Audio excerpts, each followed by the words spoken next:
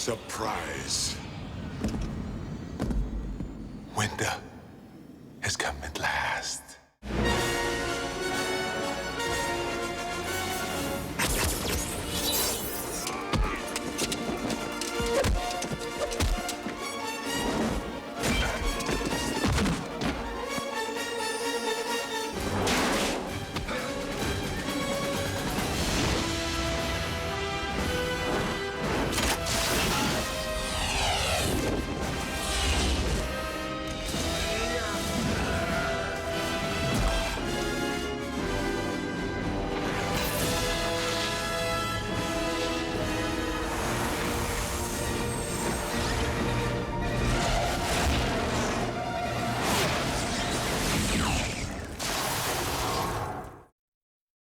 Do try and bring this run back in one piece, sir.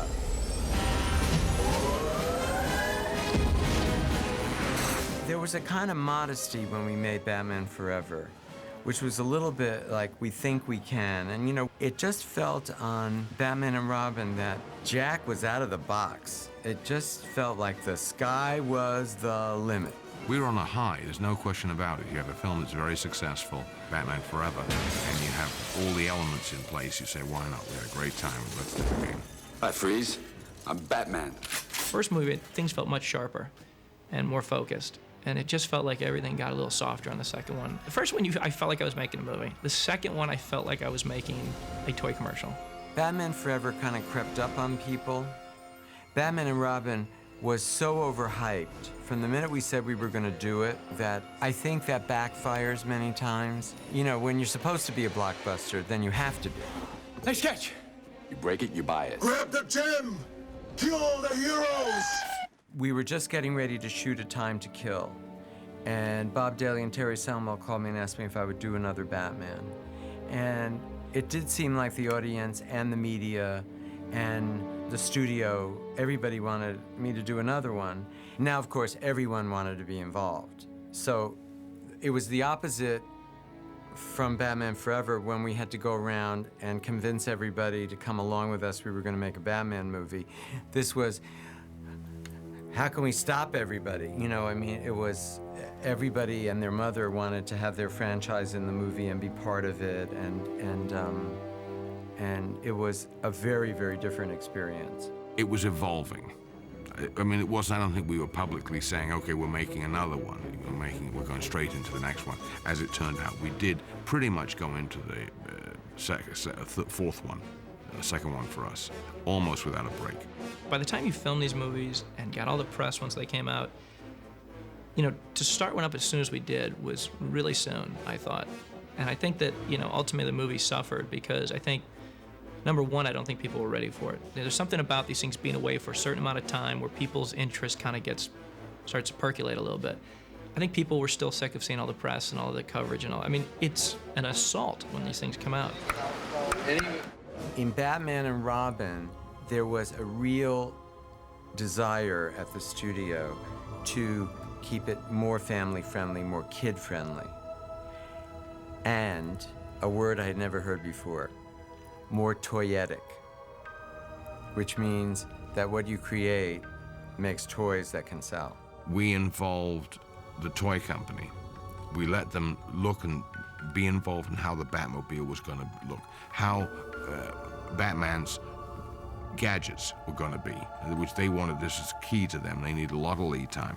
We started planning in August of '95. I knew I wanted to do Mr. Freeze and Poison Ivy as the villains, and so we started with tear sheets, comic books, and discussions of what they would look like and how we were going to make Gotham City bigger, better, and what areas we were going to be going into.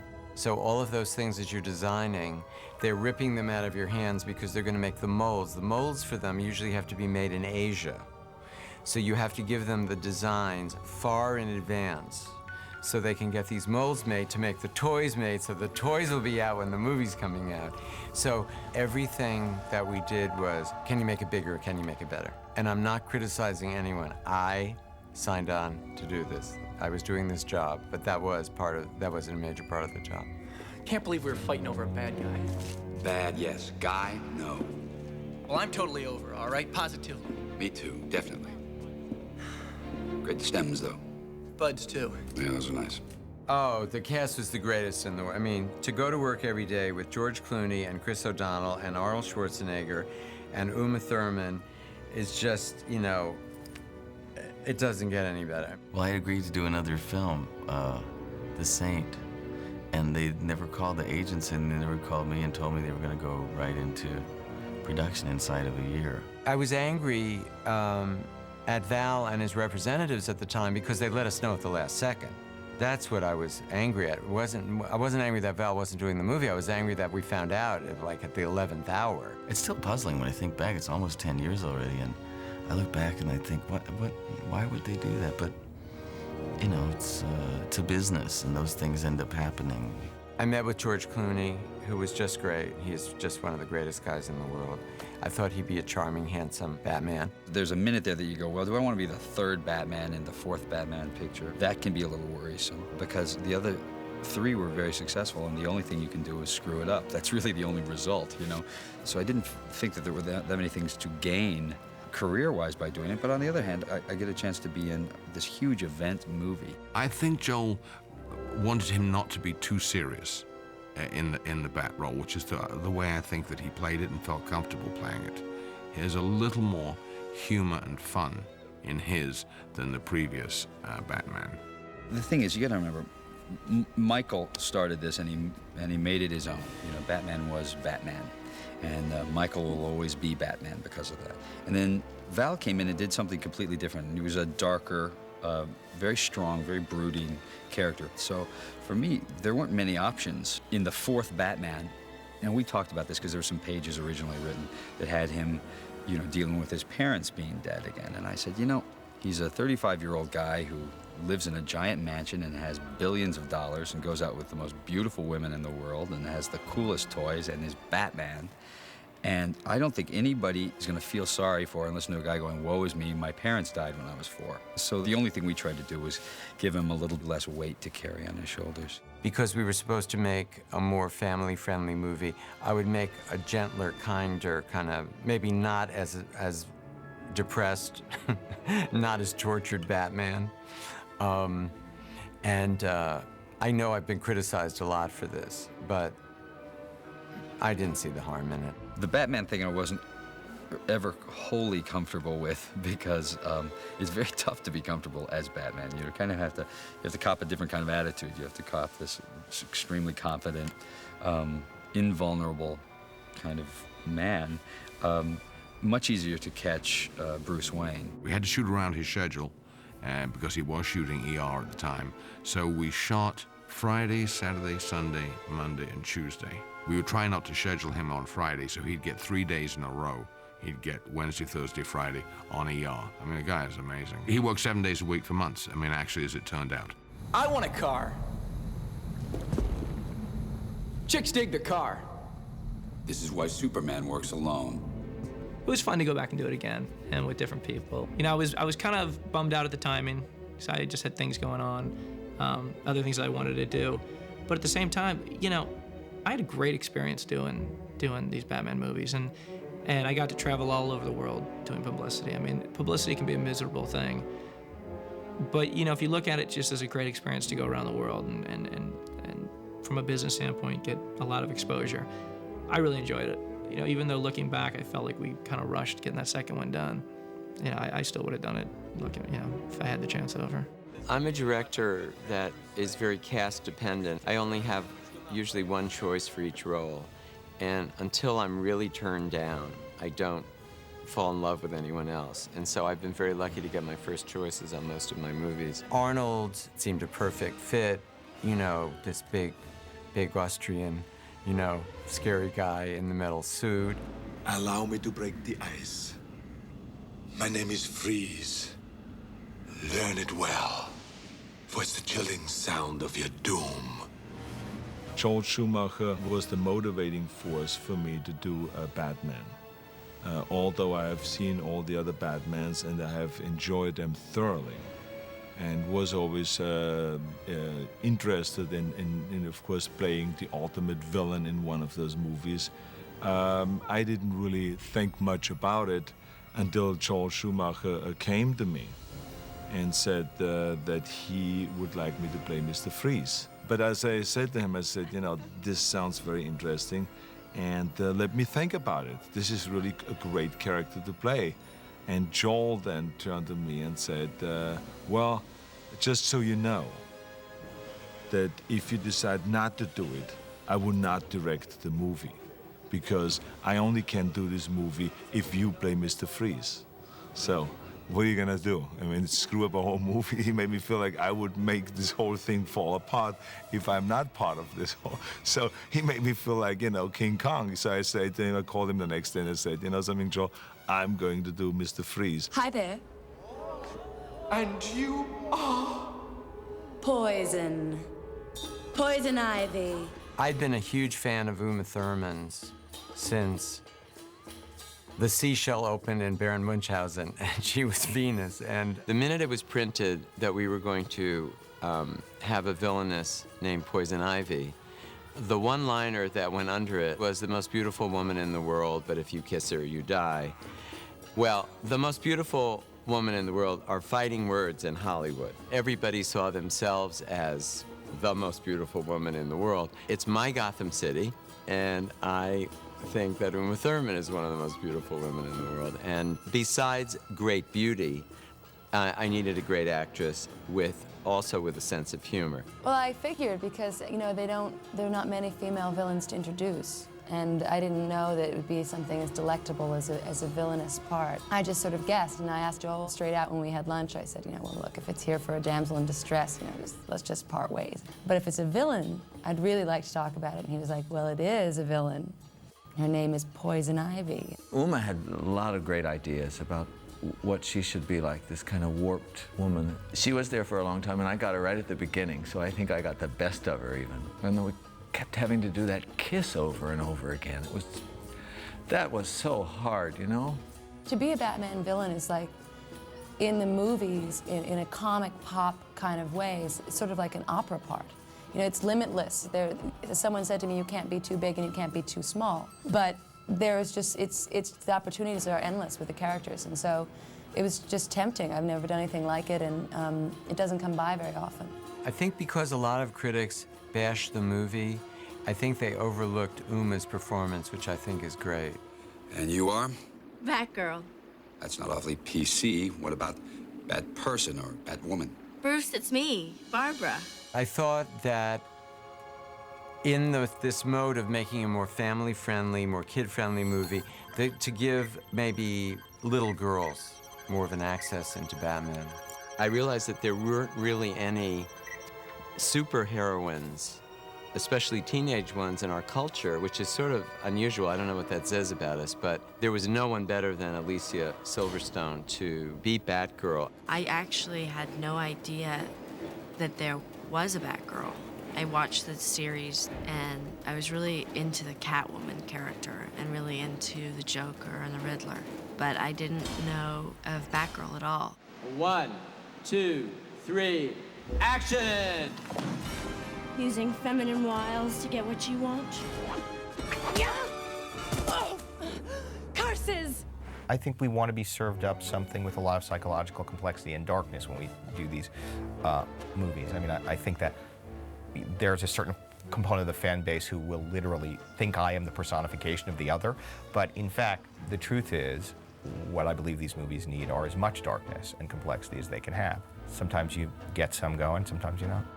Joel knew where he wanted to go with the picture, and Joel likes it very bubbly. He doesn't like it too serious. Let's not take ourselves too seriously here. We're making a Batman movie. We're making a comic book, a live comic book. Batman and Robin. Before a take, Joel would pick up his megaphone, his bullhorn, and go, "Remember, everybody, it's a cartoon." So that kind of set the tone and the style of Joel's Batman. The whole approach was much more glossy and theatrical. It was all a totally different look to Tim's film, which was all dark and shadows. But I can also understand, as you progress through 1, 2, 3, 4 films, that maybe you have to change the look, otherwise the audience think, oh, I've seen this, you know, so.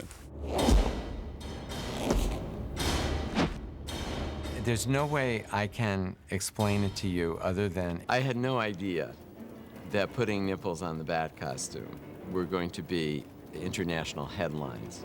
The bodies for the suits are, the inspiration for them are Greek statues that have perfect bodies.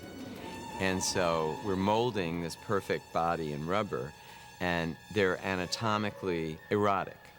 And so it never occurred to me not to put nipples on the men's suits because I didn't know that the male nipple was a controversial body part.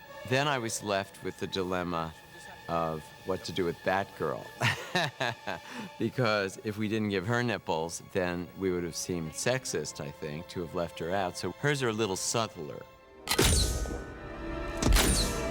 You know, it wasn't so much the nipples for me as it was the codpiece. You know, the press obviously kind of, you know, with Joel directing, of course, they kind of played that up a little bit, but I didn't think twice about it. Although now I kind of look back in some of the pictures and I'm like, that is a little unusual, I suppose. Val Kilmer and Chris O'Donnell's codpieces were exactly the same size. Chris is shorter, so it looked bigger. The joke was on the set that Chris had tipped Jose, the great sculptor, to make his bigger, all right?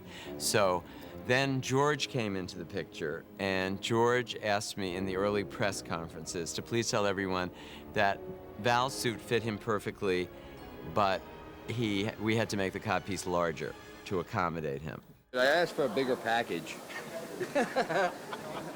Apparently Chris was tipping the costumer, but I did get a nice ass.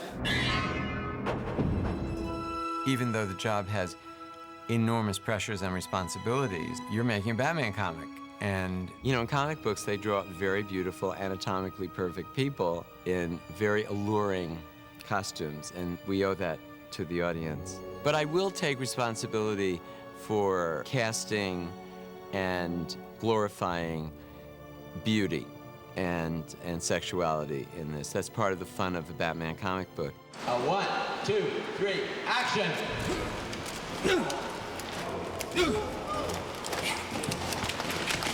There is a serious nature to this, that when it's time to rock, it's time to rock.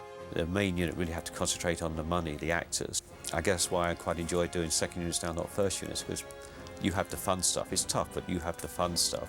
Museum was tough because originally we had the whole museum frozen, so they could do it on ice skates. The whole, I mean, it's a huge set at Warner's was an ice rink with a set built on it.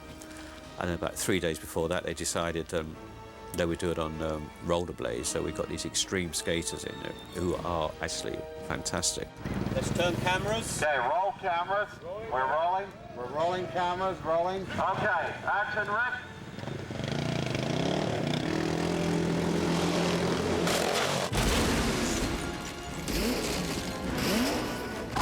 I always kind of, when I'd see the movie, I'd laugh and think, I don't really remember doing that scene. And I'm like, that's not me. I mean, there were literally 3 crews at all time. And in fact, I'm in a lot of scenes with Mr. Freeze. I never worked a single day with Arnold. Not a single day. I was on the set with him a lot. You know, I'd hang out and talk to him. I did a lot of publicity with him. But literally, they had a double for him that was so good, and that suit was so complicated and involved to get on, that unless Arnold was talking in a scene, he wasn't in that costume. It was a movie where there were a lot of doubles. They never wanted Batman to be seen as not an icon. In other words, they didn't want George or Val to be standing there with the cowl just talking, having a Diet Coke on the set. There was either, you know, George Clooney or Bruce Wayne or Batman. Whenever we're making a Batman type of movie, everybody is very, very careful about not letting too much get out of the box and making it public until we're sure where we're going. Security on things like the script is very high. Security on the set's very high. George and I, when they had like these silver suits that we were in, they were so nervous about people seeing them and people stealing things. They had people walking with giant poster boards as we came out of our trailers going into the set, covering us. The studio security and I decided that we would put up a metal detector, and we had a very large crowd that day, somewhere around 250 people. They go to a specific stage where the wardrobe is going to be, but the first thing they got to do is, as they get off the bus, is go through a metal detector. I think we got 500 cameras from 200 people. They had cameras stuffed everywhere, and it was just a nightmare. Security aspects of making a movie like this is a nightmare. One of the Batman heads turned up missing. I mean, suddenly every single car that left that lot, they were searching trunks, everything, every car for weeks. People were so mad that they were filming Batman on the set because they were so sick of having their cars searched. And then they caught a guy on the set one day that, you know, had a hidden video camera, and it was like a sting operation. I mean, it was unbelievable, but it kind of all added to the mystique of the movie and the production. You know, like, oh, you can't believe what's going on. And I mean, it was entertaining just being on the set. There were days when there were 150 visitors during the day, and people would bring their kids. People would come to see the sets. It sort of became a thing to do. Major people would want to come visit the set, you know, either because they had kids or whatever. But every day you'd kind of, you know, come back from lunch or go to the makeup trailer and be like, oh, did you see who was here? And you're like, every day, just these crazy stars. What were they doing here? Oh, they just wanted to see the sets. So it was like a zoo, I swear. It was literally like a zoo. Tonight, hell freezes over.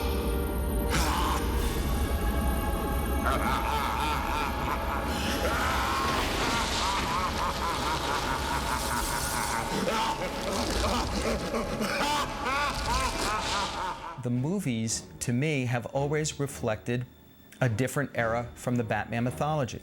To me, Tim Burton's first film was truly the Batman of 1939 before Robin came in.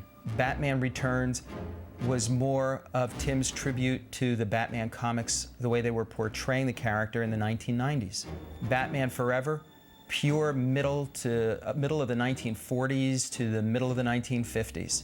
And Batman and Robin clearly was all about the Batman of the 60s in the comic books.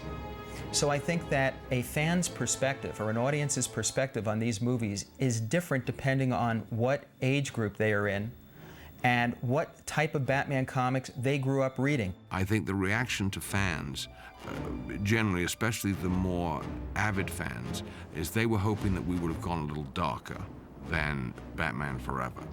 We didn't do that. We went the way it is. It had been some years between the second one and the first one we did, the one with Val. And I think probably the studio would like to maybe have had another year. I don't think we would have made it any better, but I think they would have, just in terms of the audience, the core base, I think they would probably like to have had another year between.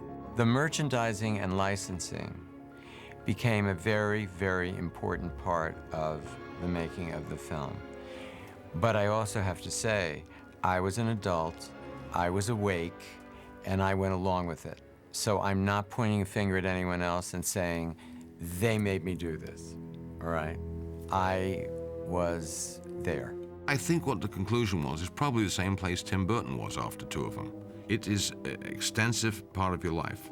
I mean, it's 4 years out of probably a 40, 45-year life, a work life. So you just spent 10% of your entire work life on two productions. The studio wanted me to do a fifth Batman, which would have been my third, which would have featured the Scarecrow.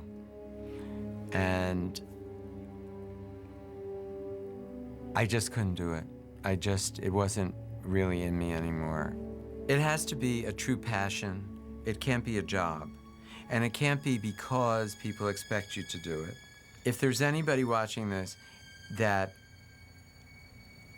let's say, loved Batman Forever and went into Batman and Robin with great anticipation, if I disappointed them in any way, then I really want to apologize, because it wasn't my intention.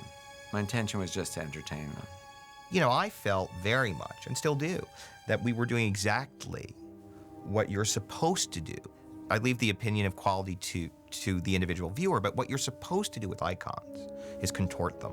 I mean, the reason that comic books survive over time is that the characters are durable and they are afforded different realizations. They're different lenses through which to see the world. They change and are changed by the world, by the time, by the historical moment that they're in. And without those aborted and perhaps less successful bends and twists, you never get Dark Knight Returns. You will never, ever find a Clint Eastwood version of Batman. And those are the things we want. And that's what we yearn for. We yearn for something old made new spectacularly. And so, that's the job. The job is stand it on its head and see if it stands up or falls down. I remember years ago, Jerry Weintraub introduced me to Colonel Tom Parker, who, discovered and managed Elvis. And he told me that Elvis was such an icon that after Elvis died, he could just send the suit around the United States and make a fortune on the suit. Batman is like Elvis. It's really the suit that is the star, which is not to take away from Michael Keaton or Adam West or George Clooney or Val Kilmer, but it's Batman who's the star. And Batman's gonna go on long after us. I'm not worried about Batman.